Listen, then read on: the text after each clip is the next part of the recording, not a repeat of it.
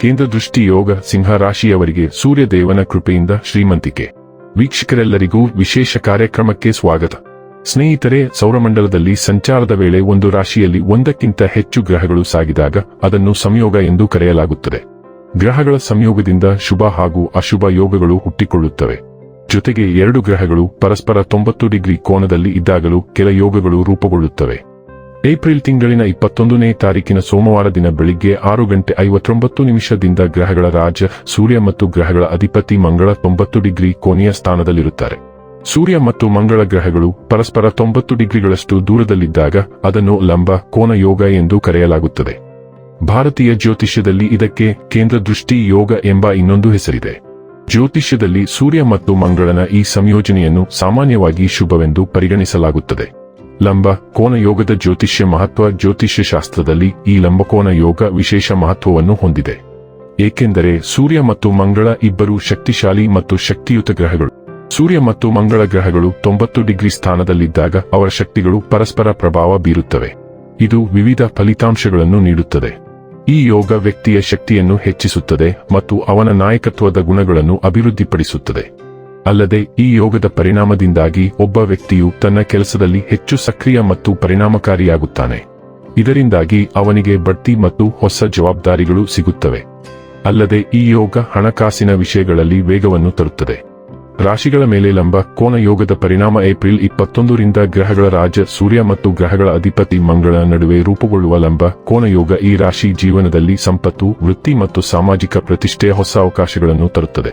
ಹಾಗಾದರೆ ಎಂದಿನಂತೆ ನಮ್ಮ ವಿನಂತಿ ಎಂದರೆ, ನೀವಿನ್ನೂ ನಮ್ಮ ಚಾನೆಲ್ ಅನ್ನು ಸಬ್ಸ್ಕ್ರೈಬ್ ಮಾಡಿಲ್ಲವೆಂದರೆ ದಯವಿಟ್ಟು ಈಗಲೇ ನಮ್ಮ ಚಾನೆಲ್ ಅನ್ನು ಸಬ್ಸ್ಕ್ರೈಬ್ ಮಾಡಿ.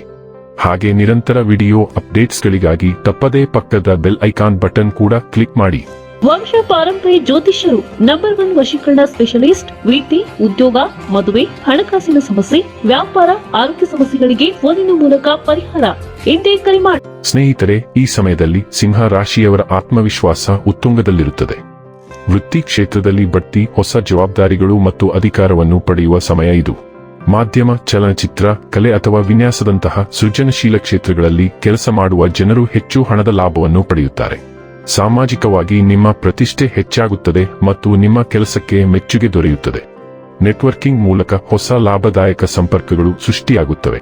ಸೂರ್ಯನ ಬಲವಾದ ಶಕ್ತಿಯು ಕೆಲವೊಮ್ಮೆ ದುರಹಂಕಾರ ಅಥವಾ ಆತುರಕ್ಕೆ ಕಾರಣವಾಗಬಹುದು. ಆದ್ದರಿಂದ ನಮ್ರತೆಯನ್ನು ಕಾಪಾಡಿಕೊಳ್ಳಿ ಮತ್ತು ಆತುರದ ನಿರ್ಧಾರಗಳನ್ನು ತೆಗೆದುಕೊಳ್ಳಬೇಡಿ. ಈ ರಾಶಿಯಡಿಯಲ್ಲಿ ಜನಿಸಿದ ಜನರು ತಮ್ಮ ಅದೃಷ್ಟದಲ್ಲಿ ಅಗಾಧವಾದ ಬೆಳವಣಿಗೆಯನ್ನು ಅನುಭವಿಸಬಹುದು.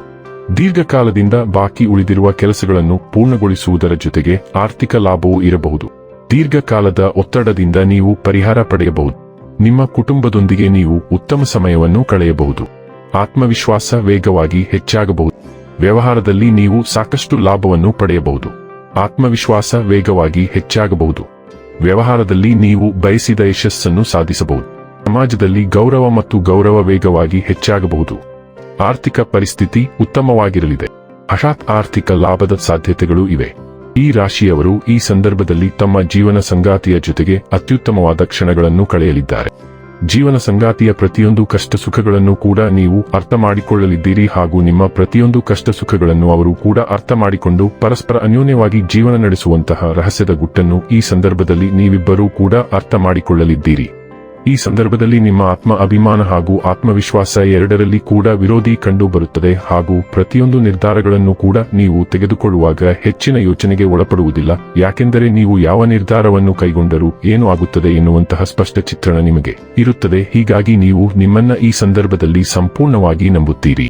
ಈ ಸಂದರ್ಭದಲ್ಲಿ ಒಂದು ವೇಳೆ ಈ ರಾಶಿಯವರು ಮದುವೆ ಆಗದೆ ಇದ್ದಲ್ಲಿ ಅವರಿಗೆ ಮದುವೆ ಆಗುವುದಕ್ಕೆ ಕಂಕಣ ಭಾಗ್ಯ ಕೂಡಿ ಬರಲಿದ್ದು, ಹೊಸದಾಗಿ ದಾಂಪತ್ಯ ಜೀವನಕ್ಕೆ ಕಾಲಿಡುವವರ ಜೀವನ ಕೂಡ ಸುಖಮಯವಾಗಿರಲಿದೆ. ಕೆಲವು ಒಳ್ಳೆಯ ಸುದ್ದಿಗಳನ್ನು ತರುತ್ತದೆ. ನೀವು ಉತ್ತಮ ಆರ್ಥಿಕ ಲಾಭವನ್ನು ಪಡೆಯಬಹುದು. ಹೊಸ ಆದಾಯದ ಮೂಲಗಳನ್ನು ರಚಿಸಬಹುದು. ಇದರಿಂದಾಗಿ ಆರ್ಥಿಕ ಪರಿಸ್ಥಿತಿಯು ಮೊದಲಿಗಿಂತ ಉತ್ತಮವಾಗಿರುತ್ತದೆ. ವೈವಾಹಿಕ ಜೀವನ ಉತ್ತಮವಾಗಿರುತ್ತದೆ. ನಿಮ್ಮ ಸಂಗಾತಿಯೊಂದಿಗಿನ ಸಂಬಂಧವು ಮೊದಲಿಗಿಂತ ಉತ್ತಮವಾಗಿರುತ್ತದೆ. ಉದ್ಯಮಿಗಳಿಗೆ ಉತ್ತಮ ಸಮಯ. ಹೊಸ ಡೀಲ್ಗಳನ್ನು ಕಾಣಬಹುದು. ಇದರಲ್ಲಿ ನೀವು ದೊಡ್ಡ ಲಾಭವನ್ನು ಗಳಿಸಬಹುದು. ಕೌಟುಂಬಿಕ ಜೀವನದಲ್ಲೂ ಮಧುರತೆ ಇರುತ್ತದೆ. ವೀಕ್ಷಕರೇ, ಇದಾಗಿತ್ತು ಸಿಂಹ ರಾಶಿಯ ಜಾತಕದವರ ಕೇಂದ್ರ ದೃಷ್ಟಿ ಯೋಗ ಫಲದ ಮಾಹಿತಿ ಇಷ್ಟವಾದರೆ ವಿಡಿಯೋವನ್ನು ಲೈಕ್ ಮತ್ತು ಶೇರ್ ಮಾಡಿ. ಜೈ ಶ್ರೀರಾಮ್.